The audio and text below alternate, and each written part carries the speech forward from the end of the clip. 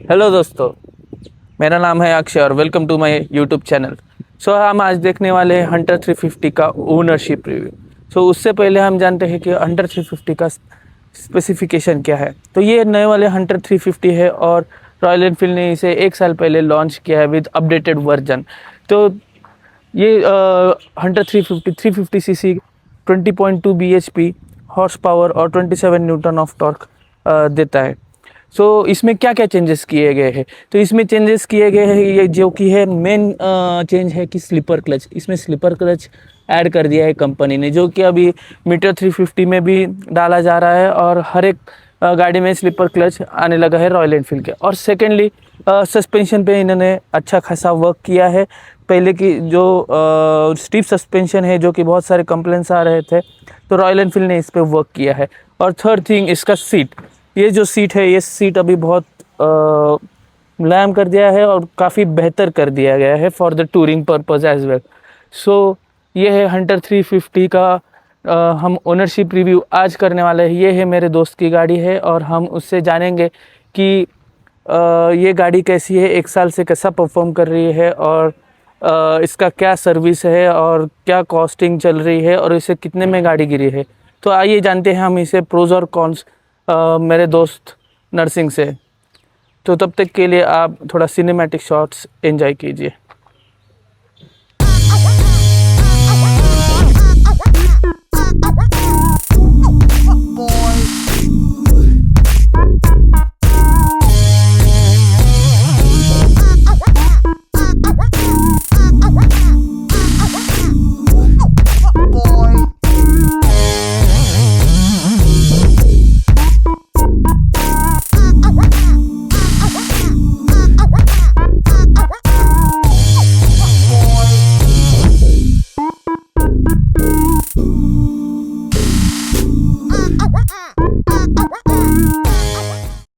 Hello दोस्तों, ये है नरसिंह। हाय। तो इनकी है हंटर 350, जैसे हमने कहा था। तो हम उनसे जानेंगे 1 ईयर इन्होंने यूज़ किया है, अराउंड 5,000 किलोमीटर्स इन्होंने चलाई है। 5,300 किलोमीटर्स इन्हें चलाई है। और देखते हैं इन 5,000 किलोमीटर्स अराउंड इन्होंने क्या एक्सपीरियंस किया बाइक के बारे में, इन्होंने क्या न्यू अपडेट का कुछ फ़ायदा हुआ है कि नहीं। चलो आइए शुरू करते हैं। तो सबसे पहले फर्स्ट थिंग, कैसी लगी आपको ये बाइक?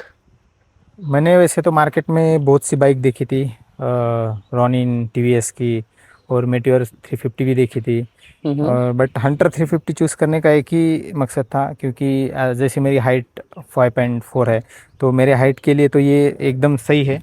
जैसे मैं आपको बिठा के दिखाता हूँ, तो ये देखिए मेरा ऑलमोस्ट तो टच हो जाता है और मुझे कुछ दिक्कत नहीं आती। जैसे मेरे हाइट के हाइट हिसाब वालों से, तो आपने ये हाइट के हिसाब से ये बाइक सिलेक्ट की है। हाइट के हिसाब से मैंने बाइक सेलेक्ट की है और मेरे जैसे छोटे हाइट वालों के लिए बहुत सही है ये बाइक। और ट्रैफिक में भी। और मेटियोर मुझे वैसे पसंद आई थी, बट मेटियोर मैंने इसलिए नहीं खरीदी क्योंकि वो मुझे बहुत बड़ी, जैसा हाथी चला रहा हूँ ऐसा फील होता था, जैसे ट्रैफिक में कहीं स्टक हो गया। मैंने मेरे दोस्त की मेटियोर भी देखी और 2-3 दिन यूज़ भी किया, बट मुझे उतना कंफर्ट फील नहीं हुआ मेटियोर से, जो कि मेरी ही थी। हाँ। जो कि इनकी थी, तो मुझे उतना कंफर्ट फील नहीं हुआ। बहुत लंबी उसकी ये भी ज़्यादा है, लेंथ भी बाइक की, और ऐसा लग रहा था कि जैसे हाथी चला रहा हूँ, तो उतना फील नहीं हुआ। थोड़ा हेवी बिग बाइक फीलिंग आती है उसमें, और हेवी भी है और कंफर्ट फील होता है बहुत सा, मतलब वो जो क्रूज़र टाइप है तो बहुत बढ़िया लगती है। बट मुझे उतना क्रूज़र टाइप का उतना ऐसा सच कुछ माइंड में नहीं था, तो मैंने ये सेलेक्ट कर दी। Okay okay okay okay. तो क्या आप इंजन के बारे में क्या कहना चाहते हैं? आप अपनी 5,000 किलोमीटर चलाई, तो क्या लगता है ये इंजन कैसा है, रिलायबिलिटी क्या है? देखो, अभी तक जितना मैंने चलाया लगभग 1 साल हो गया, तो उसमें मुझे ऐसी सच कुछ भी दिक्कत नहीं आई है। और इंजन जैसे 350 सीसी है, तो हेवी बाइक है ये। हालांकि थोड़ा बहुत वेट कम है एज कंपेयर मेटियोर क्लासिक से, तो बट ठीक ठाक हेवी है। इंजन का कुछ दिक्कत नहीं है अभी तक। बट एक चीज़ नोटिस की है मैंने। मैं पहले 150 सीसी 225 सीसी का बाइक चलाता था, शाइन, तो मुझे उतनी प्रैक्टिस नहीं थी कि 350 चलाने की, और बाद में जैसे हैबिचुअल हो गया। बट जैसे मैं ट्रैफिक में स्टक होता था तो मैं देखता था बहुत हीट इमिट होती है इस बाइक से। अच्छा हालांकि अच्छा। मैंने सभी बाइक में हीटिंग देखी इशू है, है। हीटिंग इशू सभी बाइक में देखी है, और खास करके जैसे इस समर सीजन में तो बहुत हेवी हीट हीट इमिट होता मारती है। है पैर पे। अगर आप कहीं जाते हो, अगर कहीं फंस जाते हो ट्रैफिक में और धूप है ऊपर से, तो पूछो ही मत, बहुत ज़्यादा हीट होती है। और जैसे रेनी सीजन में और विंटर सीजन में तो बहुत हम्म। अच्छी लगती है, मतलब थोड़ा हीट भी हुआ तो भी वो इन्वायरमेंटल थोड़ा सा कूल रहता है तो एडजस्ट हो जाता है। तो मैंने मुझे बाकी सीजन में कुछ दिक्कत नहीं आई, बट समर सीजन में वो बहुत ज़्यादा हीट करती है।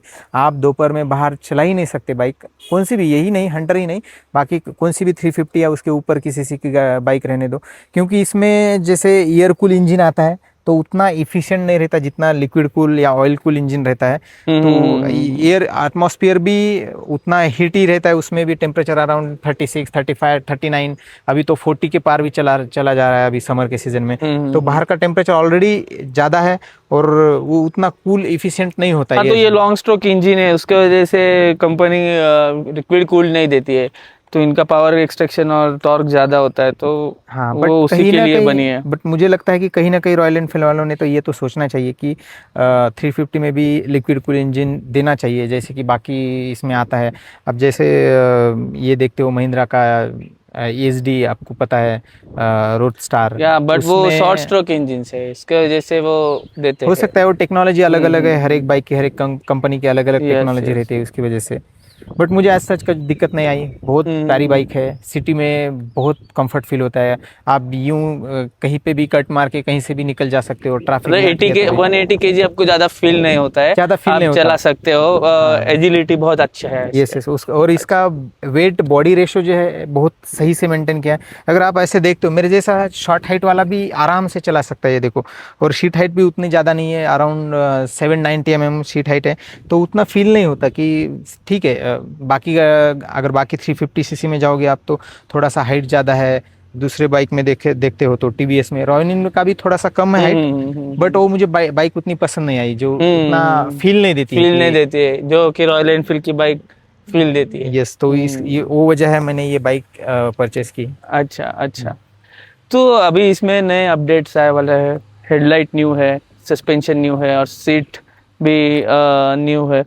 तो क्या हाँ, लगता है, मतलब ये क्लच भी न्यू है, तो क्या लगता है इसका यूज़ कितना तक हुआ है, या फिर कैसा है इसका सस्पेंशन के बारे में आपको क्या कहना मैंने चाहते हैं? मैं ज़्यादा तो कुछ मतलब 1 डे 500 ऐसा कुछ नहीं गया, बट 1 डे 300 350 100 किलोमीटर मैंने जर्नी की है।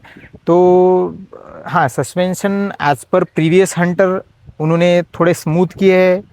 जो पहले सस्पेंशन थे बहुत स्टीफ थे, हर कोई बोलता था कि, हर कोई राइडर, हंटर राइडर बोलता था कि बहुत स्टीफ है। तो हालांकि बट जितना मेरा कहना है कि अगर आप लॉन्ग जर्नी जाते हो, हाई स्पीड में गाड़ी चलाते हो, तो स्टीफ ही अच्छे रहते हैं। बट इसमें कैसा है, ये थोड़ा सा स्मूथ है तो स्मूथ फील होता है। और सीट भी थोड़ी सी कुशनिंग बढ़ाई है उन्होंने पहले के हंटर के मुकाबले। और यहाँ पे जो स्लीपर क्लच असिस्टेंट दिया है, देखो 1 फिंगर से भी आप इसको प्रेस कर सकते हो। बट जो तो पुराने वाले ट्रैफिक हंटर है, में इसका यूज़ है अच्छा, बहुत मतलब। बहुत यूज़ है, बहुत। अगर आप ट्रैफिक में फंस जाते हो, तो अगर आप पुरानी हंटर चलाते हो तो आपकी उंगलियां दुखने लगेंगी बाद में, ऐसा खींच खींच के। बट इसका मैंने अभी ऐसा आज सच अभी ऐसा कभी देखा नहीं कि मेरी उंगलियों में दर्द हो रहा है, क्योंकि स्मूथ है, स्लीपर क्लच असिस्टेंट है नई बाइक में, और LED लैंप है। अब सिर्फ ये इंडिकेटर है जो हेलोजन है, ये LED इंडिकेटर नहीं है। बाकी LED टेल लाइट है, LED हेडलाइट है, और सस्पेंशन तो उन्होंने इम्प्रूव किया ही है। और सीट कुछ नहीं, बस इतना ही नया नया हंटर में इतना ही न्यू चेंजेस है। बाकी इंजन वगैरह बाकी सब स्पेसिफिकेशन सेम ही है। तो क्या लगता है अभी इसका माइलेज वगैरह कैसा है, माइलेज कितना दे रही है सिटी में और हाईवे क्रूजिंग में?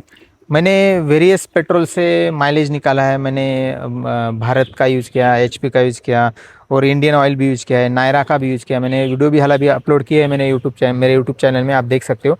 बट मुझे जितना अच्छा माइलेज मिला है, एक भारत पेट्रोलियम, एक नायरा और जियो BP, ये जो 3 पेट्रोल है बहुत सही लगे।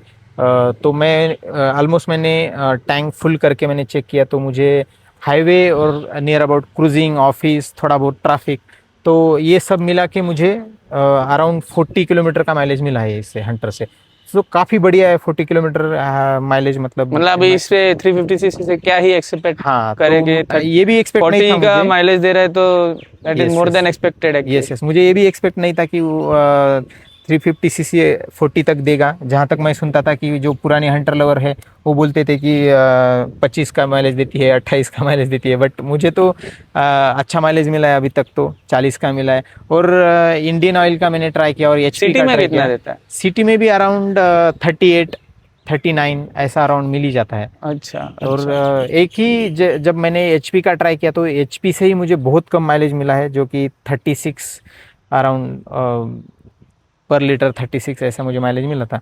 बाकी पेट्रोल तो भारत और जियो बीपी और नायरा बहुत सही पेट्रोल है, तो मैं वही यूज़ करता हूँ, जो नज़दीक हो वही यूज़ करता हूँ। ओके ओके, चलो अभी नेक्स्ट आते हैं इसका सर्विस। और पहली बात, सर्विस कैसी लगी रॉयल इनफील्ड के तरफ से? और सेकेंडली, इसको कितना कॉस्टिंग वगैरह लगता है? क्या लगता है, ये अफोर्डेबल है सर्विस और कैसा है इसका? ऑनेस्टली एक बात बोलता हूँ मैं, रॉयल एनफील्ड की सर्विसिंग उतनी अच्छी नहीं रही जो पुराने ज़माने में थी, बट ठीक है, उनका सेल भी ज़्यादा है तो हो सकता है कि वो सर्विस में उतना ध्यान नहीं दे रहे हो, जैसे कि बाकी जो ज़्यादा प्रीमियम नहीं दे पा रहे क्योंकि सेल क्वांटिटी बहुत सेल ज़्यादा क्वांटिटी है बहुत और ज़्यादा है, हर एक सर्विस सेंटर में बहुत ज़्यादा रश होती है वहाँ रश पे, होती है, बहुत क्वांटिटी ज़्यादा ज़्यादा होती है। बाइक लगी रहती है।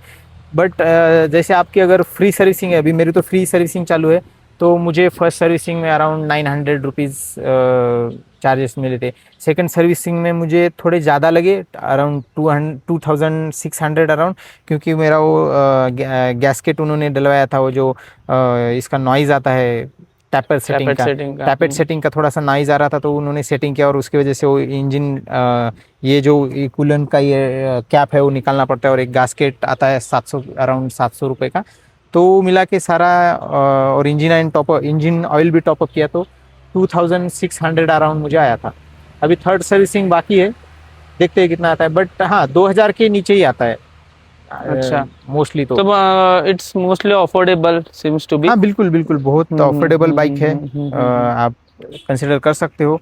अगर आपका ऑफिस से जाना आना है और आपको 350 सेगमेंट में बाइक चाहिए, तो हंटर 350 आप कंसिडर कर सकते हो, क्योंकि सिटी राइड प्रोज में और बहुत सही बाइक है।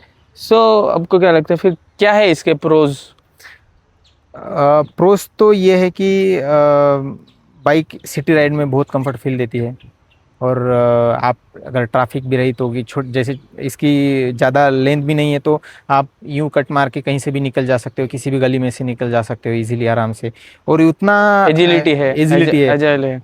और उतना हेवी फील नहीं होती। हालांकि वेट है इसका अराउंड 180 केजी है, और अगर टैंक आपने फुल किया तो वो भी लगभग 190-95 तक जाता ही है, बट स्टिल आपको फील नहीं होगा कि ये इतना ज़्यादा हेवी है। और सेकंड थिंग, इसका माइलेज भी मुझे अच्छा लगा, और कंफर्टनेस भी अच्छा है मेरे हाइट से। मेन इम्पोर्टेंट जो कि मेरे जैसे छोटे हाइट वालों के लिए तो बहुत सही है। सही है। तो ऐसा नहीं है कि छोटे हाइट वालों के लिए, बट बहुत से लोग हैं जो 5'9", 5'10" या 6 फीट वाले भी चलाते हैं, वो भी बोलते हैं कि थोड़ा कंफर्ट फील देती है। हालांकि 6 फीट वालों को थोड़ा सा नी ज़्यादा बेंड करना होता है, बट ठीक है, बिलो 6 फीट वाले जो भी लोग हैं उनके लिए बहुत सही बाइक है। और कॉन्स में आपको क्या लग रहा है कि क्या खराबी है इस बाइक में? आपको लेने के बाद ऐसा हुआ है कि यार ये होना चाहिए था इसमें, या फिर ये नहीं है इसमें, और तो आपको थोड़ा सा कमी महसूस हुआ है? सच बताओ तो कॉन्स में मैं बोलना चाहूँगा कि हीटिंग इशू अभी भी बहुत है। हीटिंग इशू थोड़ा बहुत इम्प्रूव होना चाहिए बाइक में। जैसे लिक्विड कूल अगर दे सकते हैं, कुछ नया टेक्नोलॉजी ऐड ऑन करके तो देना चाहिए लिक्विड कूल इंजन।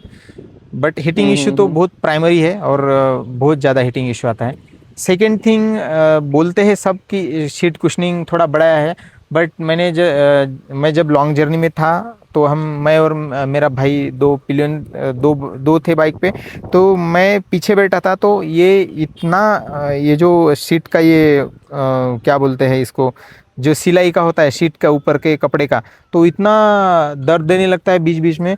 और सस्पेंशन भी, अगर आप हाई स्पीड पे चला रहे हो, मतलब 100 प्लस आपकी बाइक है, तो ये छोटा भी अगर गड्ढा भी गया ना तो ऐसा फील होता है कि ये छट बोल के एक झटका लग जाता है।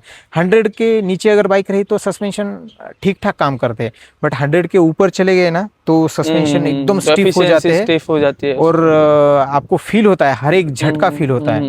तो 100 प्लस जाना नहीं चाहिए, कौन सी भी बाइक चलाना नहीं चाहिए। सेफर साइड हमें 100 प्लस, 100 के नीचे ही गाड़ी 80-90 मैक्स बहुत हो गया। इसका स्वीट स्पॉट क्या है?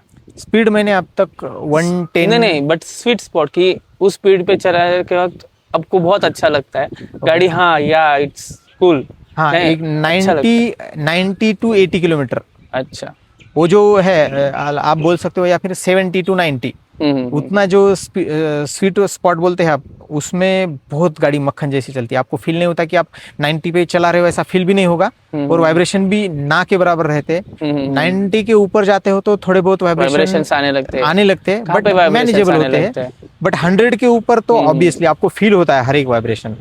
अच्छा, मतलब पूरा गाड़ी या फुट पे या किस पे वाइब्रेशन आपको फील होता है? मैक्सिमम तो वाइब्रेशन हैंड पे ही फील होते हैं, फुट पे तो उतना फील नहीं होता ज़्यादा स्पीड में रहते हैं तो। बट जो एयर रेजिस्टेंस मिलता है हमें फ्रंट साइड से, तो एयर रेजिस्टेंस की वजह से हैंड पे ज़्यादा विंड ब्लास्ट बहुत होता है। हाँ, तो समझ में आता है कि ये वाइब्रेट हो रही है। अच्छा, बट स्टेबिलिटी हाई स्पीड पे भी, और ये बहुत सही है।